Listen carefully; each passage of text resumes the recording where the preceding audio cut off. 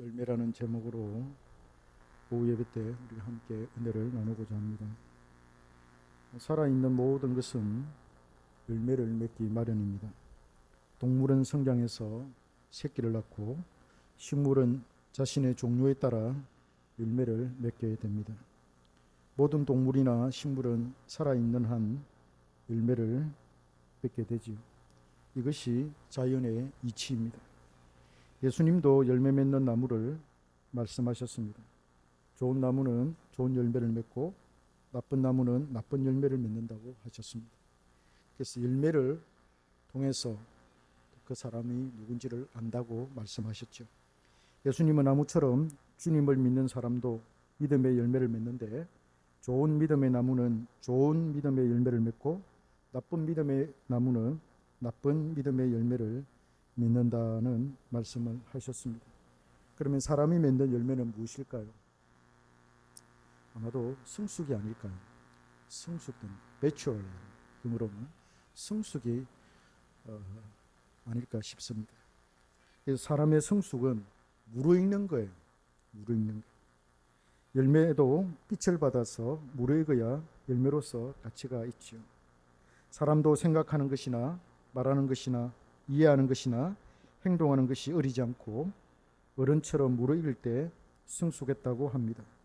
어찌 보면 성숙이라고 하는 것은 가치의 변화라고 할 수가 있습니다.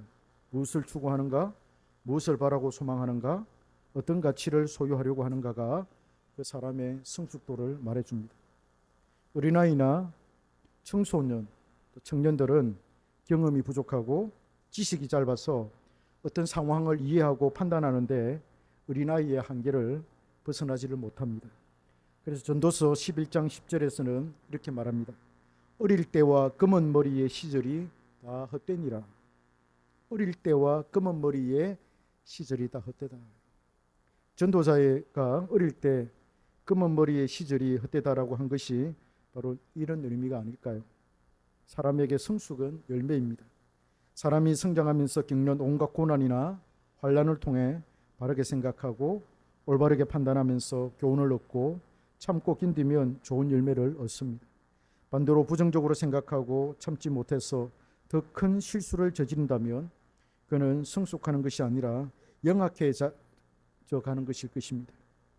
일반 사람들도 성장하고 성숙하는데 하나님의 성령을 받은 사람, 예수 그리스도와 연합하여 그를 마음에 모신 사람이야 오죽하겠습니까? 그래서 그 사람을 우리는 새 사람이라고 말하지요. 어둠에서 빛으로 옮겨진 사람입니다. 그러니 새 사람이 맺어야 할 열매가 있어야 하지 않겠습니까? 내가 새 사람이다. 내가 새 사람이라는 걸 무엇으로 증명할래? 라고 했을 때 우리는 내가 맺는 그 열매를 통해서 내가 새 사람이라는 것을 증명해내는 것입니다. 이처럼 오늘 본문에서도 사도 바울은 새 사람이 맺어야 할 열매를 강조하고 있습니다. 8절과 9절에서 말합니다. 너희가 전에는 어두움이더니 이제는 주 안에서 빛이라. 빛의 자녀들처럼 행하라. 빛의 열매는 모든 착함과 의로움과 진실함에 있느니라. 바울은 어둠에 속한 불순종의 아들이었던 에베소 교인들이 이제는 빛의 자녀들이 되었기 때문에 거기서 합당한 열매를 맺어야 할 것을 요구하고 있습니다. 빛에 속한 사람이 어둠을 좋아하는 것은 이치에 맞지 않다는 것입니다. 이것은 좋은 나무가 나쁜 열매를 맺을 수가 없고 나쁜 나무가 좋은 열매를 맺을 수 없는 것과 같은 이치이죠. 빛에 속한 사람이라면 반드시 빛의 자녀들처럼 행하는데 그 행함이 빛의 열매라는 것입니다. 열매를 맺지 않는 무화과 나무가 뽑혀 마른 것처럼 빛에 속했다고 자부하는 사람이 합당한 열매를 맺지 않으면 이와 같다는 것을 말하는 셈입니다. 그러면 우리는 이제 그 열매가 무엇이냐 하는 질문에 답하면서 오늘 본문의 의미를 더욱 구체적으로 한번 생각해 봅시다. 어떤 본문에서는 빛의 아들로 표기가 되어 있고 어떤 본문에서는 성령의 열매로 그렇게 표기가 되어 있습니다. 바울은 갈라디아서 5장 22절과 23절에서 성령의 열매라고 표현하고 있고 로마서 8장 23절에서도 성령의 처음 익은 열매라고 표시하고 있습니다. 또한 로마서 6장 22절에는 거룩함에 이르는 열매를 맺었으니 라고 되어 있고 고린도후서 9장 10절과 야고보서 1장 11절에서는 각각 의의 열매라고 표시를 하고 있습니다. 또한 골로새서 1장 10절에서는 모든 선한 일에 열매를 맺게 하시며라고 하는데, 여기서 우리는 모든 선한 일이 곧 열매임을 알 수가 있습니다. 따라서 우리는 빛의 열매나 성령의 열매나 이것을 병행해 똑같다 이렇게 생각할 수 있는데, 왜냐하면 바울은 이것을 둘을 병행해서 사용하고 있다는 것을 우리가 알 수가 있습니다. 그런데 문제가 있습니다. 빛의 열매는 모든 착함과 의로움과 진실함인 반면에 성령의 열매는 사랑과 희락과 화평과 오래 참음과 자비와 양성과 충성과 온유와 절제이죠. 그래서 빛의 열매와 성령의 열매가 이렇게 다르지 않느냐, 이렇게 우리가 말할 수 있습니다. 빛의 열매, 성령의 열매라는 말을 병행해서 사용한다 하더라도 그 내용에 있어서는 이렇게 차이가 나는데, 이 문제를 우리가 어떻게 해결할 수 있겠느냐라는 것입니다. 열매의 내용이 다른데 어떻게 이것을 우리가 같다고 설명할 수 있을까 하는 문제가 남아 있습니다. 문제 해결은 간단합니다. 빛의 열매로서 모든 착함과 의로움과 진실함은 성령의 9가지 열매를 품고 있기 때문입니다. 모든 착함, 모든 선함이라는 말이 매우 중요합니다. 왜 바울은 착함 앞에다가 양을 뜻하는 모든이라는 부사를 붙여 넣었을까요? 모든 착함은 무엇을 의미할까요? 저는 그 모든 착함에 성령의 9가지 열매 대부분이 포함된다고 생각합니다. 사랑과 희락과 화평과 자비와 양성과 충성과 온유와 절제와 오래 참음의 모든 것이 모든 착함에 저는 포함된다고 판단합니다. 그러니 열매의 내용에 있어서도 둘은 차이가 없고 다르지 않다는 것을 알 수가 있습니다. 자, 그러면 새 사람으로서 그리스도와 연합된 자로서 빛의 자녀로서 성령의 인도를 받는 하나님의 자녀로서 우리가 맺어야 할 빛의 열매 또는 의의 열매가 무엇인지 우리가 한번 구체적으로 살펴보도록 합시다. 모든 착함과 의로움과 진실함입니다. 첫 번째로는 모든 착함이죠. 바울은 우리가 가져야 할 아름다운 덕목을 모든 착함이라는 말에 포함시키고 있습니다. 갈라디아서 5장에서 말하는 성령의 9가지 열매가 이것에 해당이 됩니다.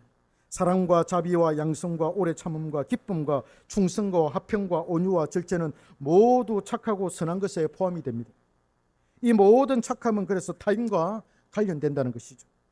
물론 사랑과 화평과 기쁨과 충성은 하나님과 관련되지만 타인과도 관련이 되지요. 상대방을 어떻게 생각하고 어떻게 대할 것인가가 여기에 담겨 있습니다. 하나님을 사랑하는 그 사랑으로 타인을 사랑할 때 생겨나는 덕목이라고 할 수가 있겠습니다. 그러면 착함이라는 게 뭔지 구체적으로 한번 생각해 봅시다. 착함은 하나님 자신의 성품이에요. 시편에 보면은 여호와께 감사하라, 그는 선하시며 그의 인자하심이 영원하미로다, 이렇게 말하지 않습니까? 그래서 거기에 선함이 나오요. 선한 착할 선이지 않습니까? 하나님이 선하시러, 하나님이 착하시다는 거예요. 선하신 하나님께서 인간에게도 선을 베풀어 주십니다. 하나님은 선하시기 때문에 악한 사람에게나 선한 사람에게나 모두 다 햇빛과 비를 내려주십니다. 그렇잖아요. 지금도 악한 사람도 더 잘 살고 오히려 착한 사람이 더 힘들게 살고, 하나님은 공평하게 햇빛을 비춰주시고 비를 내려주시고 그런 것이죠. 로이드 존스에 의하면 선함은 광용을 의미합니다. 광용. 선하는 것은 관용이다. 그래서 선한 사람은 균형 잡힌 사람이고 하는 일마다 고상하고 탁월한 모습을 드러내는 사람이다, 이렇게 말합니다. 그래서 선함은 모든 사람과 함께 조화를 이루는 사람이며 모나지 않은 사람이다. 모나지 않은 사람이다. 모든 사람과 함께 조화를 이루는 사람이다. 내가 막 톡 티 나가지고 자기가 잘났다고 막 그렇게 하는 것이 아니라 이렇게 함께 묻어가는, 조화롭게, 소프라노면 소프라노, 엘토면 엘토, 베이스는 베이스, 테너면 테너, 이것이 자기의 각자의 위치에서 딱 해서 조화로운 그런 하모니가 나오는, 그게 바로 선함이다, 이렇게 말합니다. 그러니까 이게 이 선함이라는 것은 타인과 어떤 그런 관계가 강하죠. 관계의 의미가 강하게 나타나죠. 로리 존스는 그걸 그렇게 해석을 하고 있습니다. 착하다, 선하다라고 했을 때 뭐가 착하냐? 그건 간용인데 그 간용은 바로 타인의 입장에서 생각하는 것이고 타인을 생각하는 것이고 타인과 함께 맞추어서 조화롭게 생활하는 거다. 그게 선하심이다. 이렇게 말합니다. 특히 우리 교회는 그래야 돼요. 우리 교회는 정말 조화롭게 행동. 자기 팔 자기 흔들고 막 그렇게 가면 곤란해요. 목사님의 이 지도하에 하나가 되고 목사님이 존경을 받고, 그죠? 목사님이 존경을 받고 목사님은 성도들을 사랑하고 골고루 사랑하고, 그죠? 그래야 그 교회가 아름다운 교회예요. 저는 우리 한경교회가 그렇게 되기를 소망합니다. 성도들이 목사님을 존경하지 않고 신뢰하지 않으면 박 집사님 말씀이 귀에 들어오겠습니까? 안 들어오죠, 그죠? 목사님이 신뢰하고 존경하고 위해서 기도하고, 그죠? 그리고 목사님 아주 귀하게 생각하고 목사님은 성도들을 가슴에 품고 사랑하고, 그죠? 이렇게 선한 길로 인도하고 그런 관계, 이게 착한 관계라는 거죠. 이게 착하라는 거죠. 그래서 착한 것은 착함 이기적이지 않다라는 거예요. 자기 중심적이지 않다. 스스로 균형을 지니고 있기 때문에 다른 사람과 함께 조화를 이루고 다른 사람에게 관심을 가지게 된다. 선한 사람은 사람을 만나면 그들의 고통을 덜어주려 하고 악한 것을 막아주려고 합니다. 이런 일이 우연히 자기에게 닥쳤을 뿐만 아니라 그런 일을 찾아 나서기도 합니다. 그래서 이 사람의 마음은 자비로 가득 차게 됩니다. 그는 타인에게 무엇이 필요한지를 찾습니다. 죄인은 은혜를 베풀지 않습니다. 죄인은 늘 이기적이죠. 자기의 욕심과 자기의 소원을 채우려고 하는 그런 욕심을 채우면 그것으로 만족합니다. 그래서 죄가 무서운 것은 사람을 돌려서 자기만 바라보게 합니다. 죄는 사람으로 자기 중심적인 사람, 자기 이익만 생각하는 사람, 이기적인 사람으로 만들어가는 거예요. 그게 죄의 역할이에요. 선한 사람은 다른 사람을 향하여 무언가를 해주고 싶어 합니다. 그 사람에게 도움을 주려는 일에 큰 관심을 가집니다. 그리스도인은 모든 사람에게 그래서 선해야 합니다. 예수 그리스도께서 사람에게 선을 행하셨듯이 우리도 같은 방식으로 모든 사람에게 선해야 합니다. 우리가 예수를 잘 믿으면 그런 착한 사람, 선한 사람으로 만들어져 가요. 두 번째로 우리가 생각할 것은 의로움입니다. 의로움은 법적인 개념과 생각을 법적인 그 개념을 우리가 생각하게 되는데요. 그런 차원에서 선함과는 조금 다릅니다. 의라는 것은 법적으로 준행하는 것이죠. 착함보다는 좀 좁은 의미로 우리가 생각할 수가 있는데요. 바울은 열매를 말할 때 여러 곳에서 의의 열매라고 그렇게 말했습니다. 하나님의 법을 이해하고 지킨다는 그런 차원이지요. 율법의 요구와 계명의 차원에서 법을 준행하는 것의 문제가 바로 이 의의 문제입니다. 의는 바로 되어 있다는 그런 뜻이죠. 올바른 것, 똑바른 길을 의미합니다. 로이드 존슨은 이 의로움을 벽이나 문이 바로 서 있는 것, 딱 바로 서 있는 것이라고 그렇게 말합니다. 벽이나 문이 바로 서 있다는 것을 알려면은 다림줄을 딱 이렇게 달아서 써보면 된다고 그렇게 말합니다. 다림줄을 이렇게 딱 나눴을 때 이게 똑바른가? 문이 아니면 이렇게 45도 각도가 있으면은 얼마나 문이 틀어져 있는지 그것을 알 수가 있다는 것이죠. 그런 차원에서 의로움이다. 문이 똑바르게 딱 서 있는 것. 45도면 45도, 90도면 90도 딱 바르게 서 있는 이것이 바로 의로움이다라고 그렇게 말합니다. 그래서 이 의는 그리스도인의 성품입니다. 그는 정직하고 의롭습니다. 그래서 법을 잘 지키려고 노력하는 사람, 하나님의 법도를 잘 지키려고 노력하는 사람, 하나님의 법도뿐만 아니라 세상의 법도, 하나님의 법을 잘 지키면 세상의 법도 잘 지키죠. 그렇잖아요. 교통법규를 참 잘 지켜야 되는데 한 번씩 가다가 교통법규를 잘 안 지키고, 그게 안 지키고 나면 마음이 조금 양심이 안 좋아요.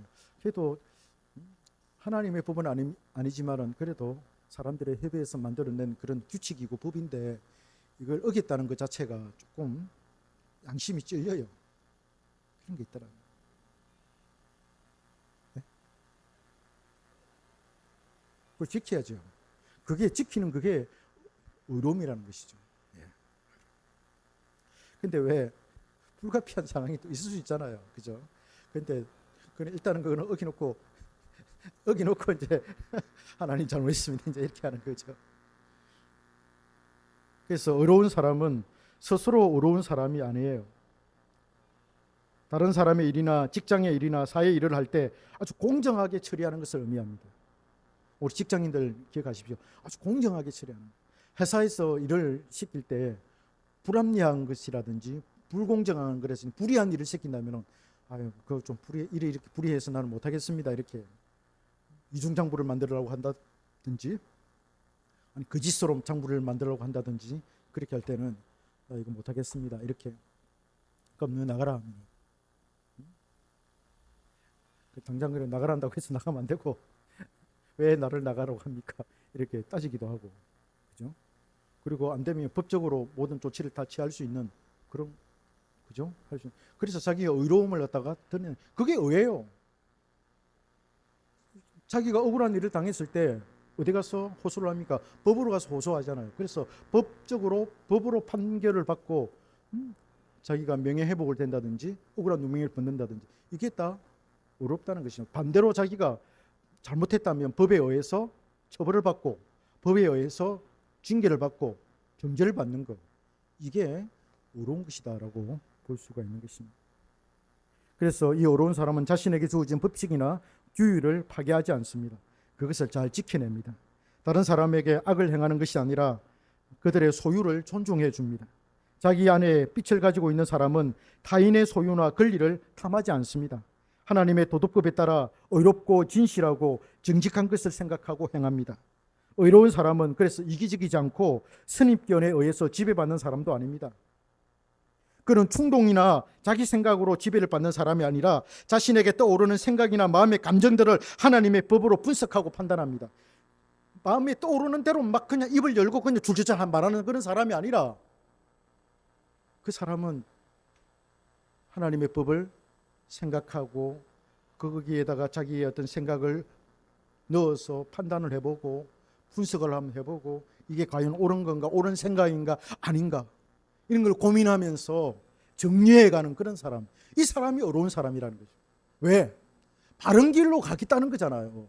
그렇게 고민하고 생각하고 판단하고 분석하고 하는 것은 자기 마음을 분석하는 거예요. 자기 마음에 떠오르는 생각 자기 마음에 떠오르는 그런 어떤 뭐라고 합니까? 그런 사상들 그런 느낌들 이런 것들을 자기가 하나님의 말씀의 기준을 따라서 판단하고 분석하고 추론하고 그래서 이게 옳은 거냐 나쁜 거냐 이걸 판단하는 그게 어렵다는 거예요. 어려운 거라는 거죠. 우리는 막 그냥 자기 감정을 얼마나 신뢰하는지 몰라요. 자기 감정을 얼마나 신뢰하는지 몰라요. 예레미야는 이 세상에서 가장 부패하고 타락한 것이 사람의 마음이라고 그러잖아요. 그것도 모르고 자기 그 마음에서 피어오르는 그 감정 그것이 최고라고 생각해요. 그게 최고의 법률이라고 생각하고 최고의 기준이라고 생각해요. 아닙니다. 아닙니다. 지난번 내가 누누이 이야기하지 않습니까? 감정만큼 시들면 벗어나면 그것만큼 추하고 더러운 것이 없다고. 하무 11홍이라고 그러잖아요. 금불 10년 하무 11홍. 꽃은 피었다가 10일이 지나면 꽃이 지게 되는데 그 찬란하게 빛나던 그 백합꽃도 10일 지나고 나면 얼마나 추합니까? 우리의 감정이 그래요. 똑같아요. 우리 감정은 또 여러분 일기 있잖아요. 일기. 하늘의 일기. 금방 날씨가 좋았다가 금방 날씨가 흐렸다가 금방 굳었다가 금방 햇빛이 또 짱짱 났다가 하루에도 1도 더 바뀌는 게 우리 일기 아니에요. 그게 우리 마음이에요. 우리 감정이에요. 그걸 어떻게 우리가 믿어요? 그런데 사람들은 자기 그 감정을 믿는다니까. 자기가 그거 소중하게 생각한다니까. 왜 그걸 믿어요? 여러분 자기 부정이 뭡니까? 우리 주님이 자기를 부정하고 자기 십자가를 지고 나를 따라라 그렇게 했을 때 자기 부정이 자기 감정, 자기 욕구, 자기 욕망을 정죄하는 거예요. 그거 판단해서 하나님 말씀 어긋났을 때 그걸 정죄하는 거예요. 그래서 자기 감정을 안 믿는 거, 자기 감정 믿지 마세요. 하나님의 말씀을 믿으세요. 왜 감정을 믿습니까? 감정이 필요합니다. 감정이 완전히 다 무시해서는 안 돼요. 그러나 감정은 하나님의 말씀 안에 있을 때 그래서 의로운 게 중요한 거예요. 그 감정을 하나님의 말씀으로 잘 분석하고 잘 판단하고 이해하여서 감정을 자기가 잘 가꾸어 갈 때 이게 아름다운 거예요. 그래서 이 의라는 게, 의로운 사람은 자기의 이 감정을 하나님의 말씀으로 잘 통치하고 다스리는 사람입니다.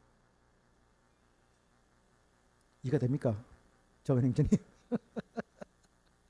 이게 의로운 사람이에요. 우리가 예수를 믿으면 이렇게 돼요. 착한 사람, 그 다음에 의로운 사람, 이렇게 돼요.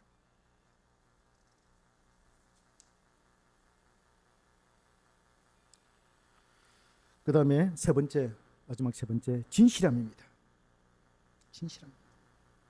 진실함은 속임이 없는 것이며 어둠에 숨겨지지 않는 것이며 감추인 것이나 숨긴 것이나 정직하지 못한 것이나 위선적이고 외식적인 것이 없는 것입니다. 외식적인 것도 없고 또 꾸미는 것도 없고 위선적인 것도 없고, 아니 자기가 안 좋은데 막 선한 척하고 말이지, 응? 그런 게 아니고 솔직한 거. 근데 너무 솔직한 사람은 또 너무 솔직한 사람은 진실되고 좋은데 너무 솔직해가지고 득스럽지 못한 경우가 있어요. 너무 솔직해가지고 자기 속에 있는 걸 완전히 다 털어내고, 그죠? 그래서 관계를 불편하게 하고 관계를 힘들게 하는 그런 사람이 있을 수가 있어요. 너무 솔직하고 좋은데, 나 그런 사람 많이 봤어요. 내 친구도 그런 사람이 있어요. 좋은데 그거는 이야기 안 해요. 이게 그러나 솔직한 사람, 그게 진실한 사람이에요. 그래서 여러분, 속이는 것보다 낫죠. 그게 차라리 그게 속이는 것보다 낫죠. 음흉하고 말이지, 위선적이고 말이지, 그렇게 말 안 하고 입 다물고 있으면서 속에는 오만 악이 다 있는 그런 것보다 오히려 그게 훨씬 더 나을 거면, 만약에 비교를 하자면. 그러나 이것도 아니고 저것도 아닙니다. 그래서 이 진실한 사람은 그리스도인의 삶의 특징이 뭐냐라고 할 때, 공개적으로 그 사람 열려있는 사람이고 사실 그대로 투명하고 명료한 사람이다. 그래서 진실함이라는 것은 사실 그대로 투명하고 아주 명료하다. 그래서 저분은 똑같다. 속과 끝이 똑같은 사람이다. 속과 끝이 똑같은 사람이다. 한결같은 사람이다. 그래서 저는 한결이라는 말을 참 좋아해요. 집사님, 한결 알아요? 한결. 결이 하나다라는 거예요. 한결. 그리고 항상, 항자를 좋아합니다. 목사님을 바라보는데 목사님이 뭔가 좀 생각하는 거하고 말하는 게 좀 다르다. 행동하는 거하고 말하는 거 좀 다르다. 마음 속과 끝이 좀 다른 것 같다. 그렇게 보이면 곤란하죠. 여러분들 신뢰가 안 되잖아요. 그죠? 신뢰가. 제가 여러분들 봤을 때, 우리 김재훈 집사님은 그런 속과 끝이 똑같은 사람이야. 저분은 숨기는 거 없는 사람이야. 아주 명료한 사람이야. 분명한 사람이야. 아니면 아니고 기면 기고 그런 사람이야. 그게 이제 느껴질 때는 신뢰가 가잖아요. 저 사람은 거짓말 안 하는 사람이다. 저 사람 말은 정확하다. 믿을만하다. 헛된 소리 안 하는 사람이다. 딱 그게 와닿으면 그가 무슨 말을 해도 이해가 되는 거예요. 받아들이게 되는 거예요. 왜냐? 빛이 있기 때문에, 그 자기 안에 하나님의 말씀의 빛이 그 안에 있기 때문에, 그 말씀의 빛을 따라 걸어가는 사람이기 때문에, 하나님의 말씀을 소중하게 생각하고 귀하게 생각하고 생명으로 생각하기 때문에 그는 말씀을 따라서 분명한 사람이 되고 진실된 사람이 되는 것입니다. 모든 것이 그렇게 분명하게 드러납니다. 여러분, 위선자의 특징은 뭡니까? 위선자의 특징은 감추는 거예요.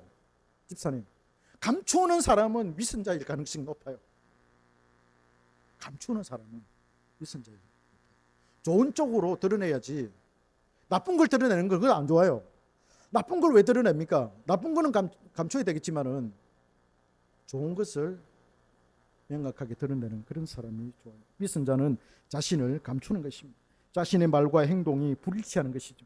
자신의 내부는 숨기고 겉모양만 화려하게 보이기를 위선자는 원합니다. 그러나 그리스도인은 자신의 생각이나 정신이 삶으로 드러나는 사람입니다.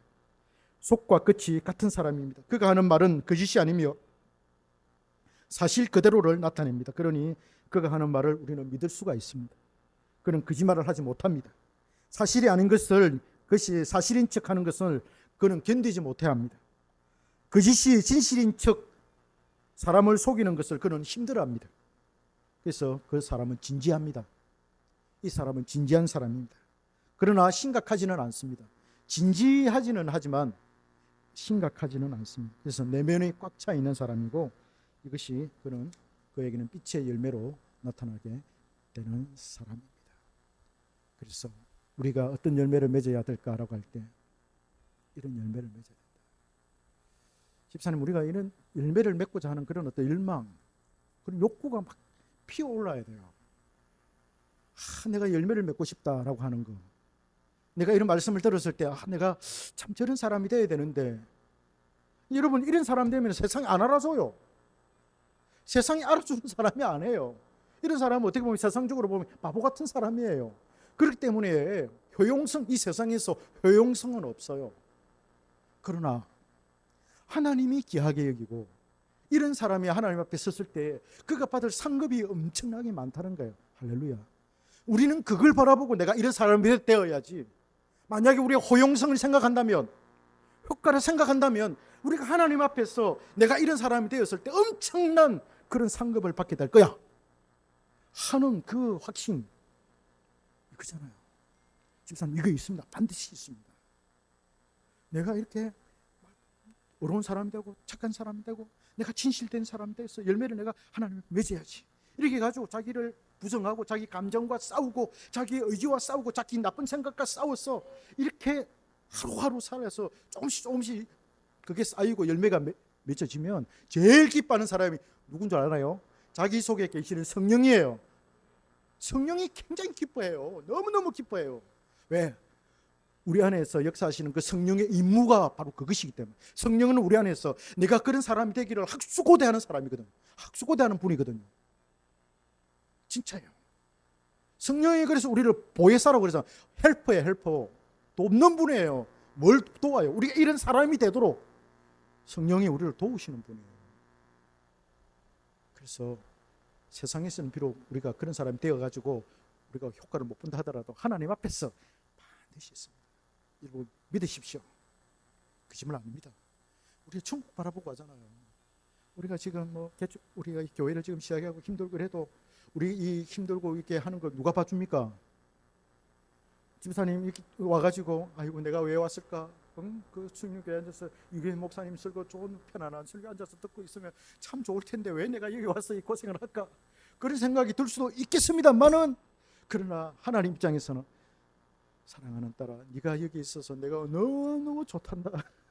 사랑하는 딸아, 네가 이 교회에 있어서 내가 보니까 너는 보석같이 아름답게 빛나는 그런 여인이야. 이렇게 하나님께서 딱 인정해 주시면 얼마나 그게 좋아서. 그렇잖아요.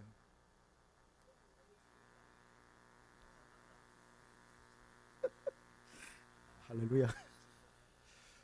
그래서 여러분, 착한 사람 되시고 선한 사람 되시고 의로운 사람 되시고 신실한 사람 되시기를 주님의 이름으로 축복합니다. 우리 한번 기도하겠습니다.